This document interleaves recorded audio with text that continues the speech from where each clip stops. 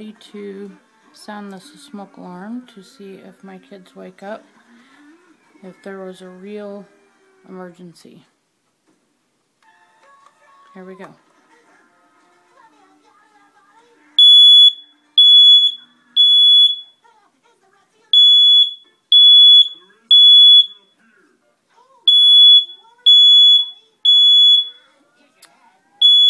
As you can see, they're sleeping very quietly. They have no idea an alarm is going off.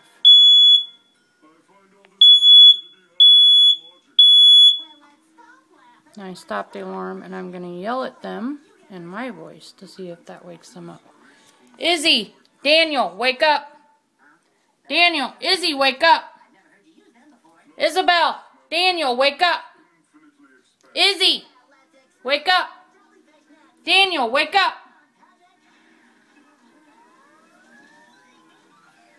You did not wake up when this fire alarm went off. Neither one of you did. Isabel? Are you surprised?